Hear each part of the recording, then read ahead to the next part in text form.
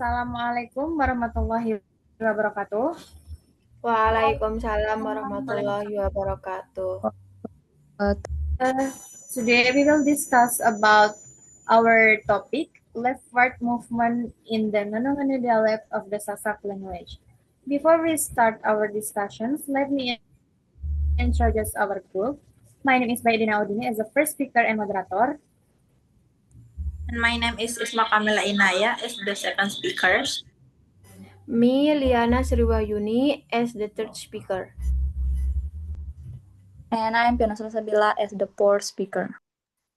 Me, Ika Mayasari, as the last speaker. So let's start the discussions. So the first one is introductions.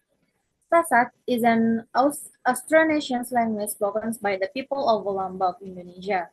One of its varieties is the Ngunungune dialect, which is commonly used in informal, everyday communications. So in syntax, we study how sentences are structured and how elements inside a sentence can move from one position to another.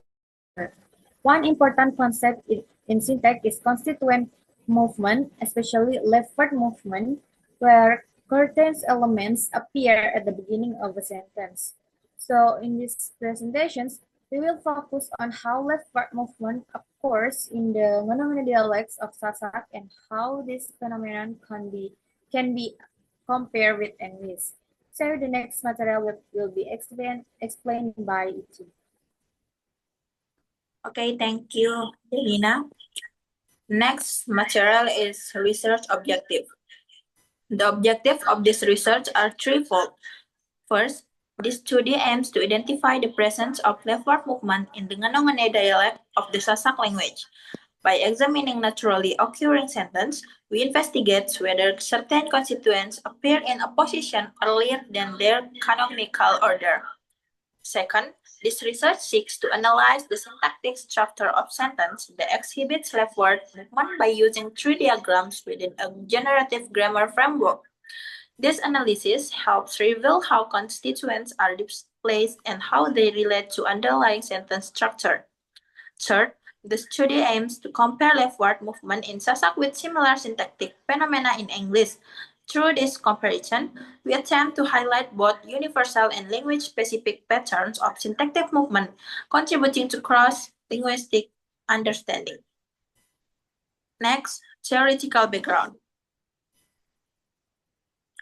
In generative syntax, leftward movement refers to a syntactic process in which a constituent moves from its original position to the left edge of a sentence.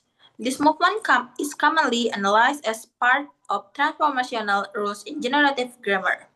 Leftward movement is typically motivated by discourse-related factors such as focus, topic, or information structures rather than purely grammatical requirements.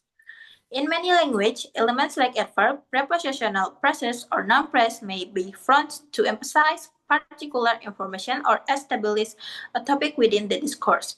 This phenomenon has been widely discussed in generative grammar and is considered a cross-linguistic syntactic strategy. By examining leftward movement in Sasak, this study seeks to contribute empirical data from an underrepresented language and to strengthen theoretical discussion on syntactic variation across language. Next material will be explained by next speaker. Okay, next slide. Okay, next example 1, temporal prompting.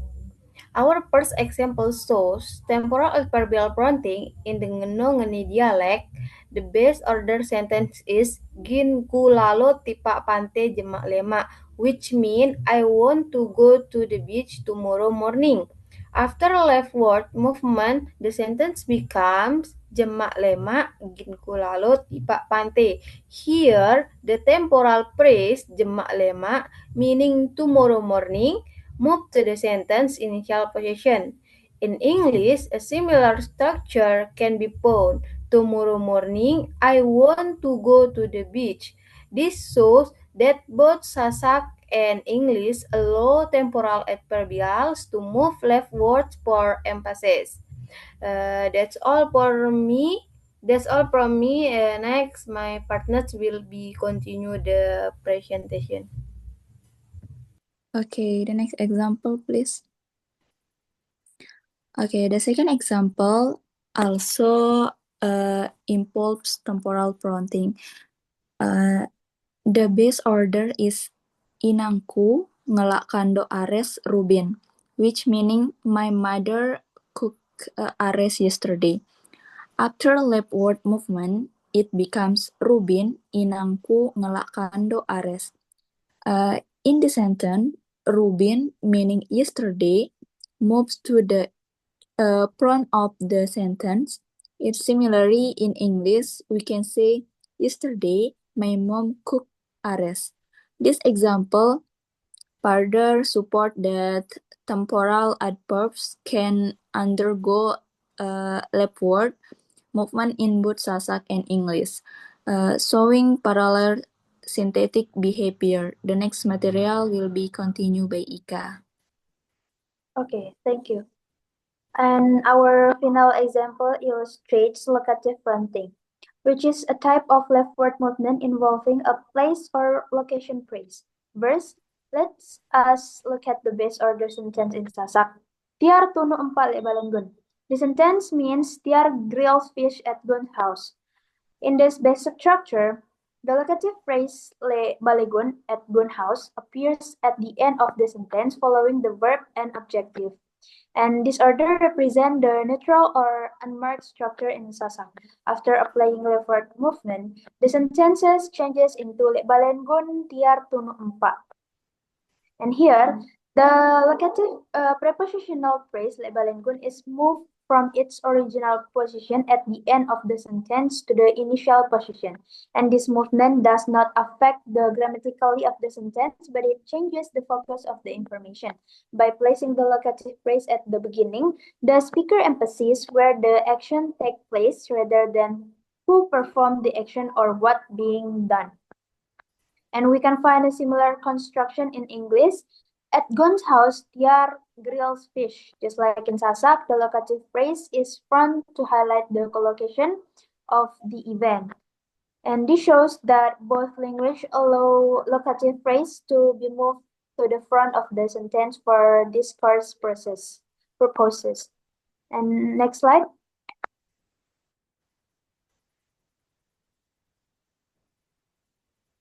From this example, we can conclude that leftward movement is discourse driven rather than meaning changing, and the movement does not alter the core meaning of the sentence, but it changes which information is made prominent.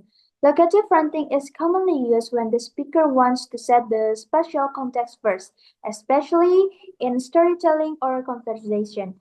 It helps listeners immediately understand where the event happened before processing the rest of the sentence. And this example demonstrates the flexibility of sentence structure in Sasak and shows that speakers actively organize information based on the communicative needs, and similar patterns in English further supports the idea that leftward movement is a universal syntactic strategy used to manage focus and emphasis in communication. That's all from me. Thank you. So the last one is conclusions.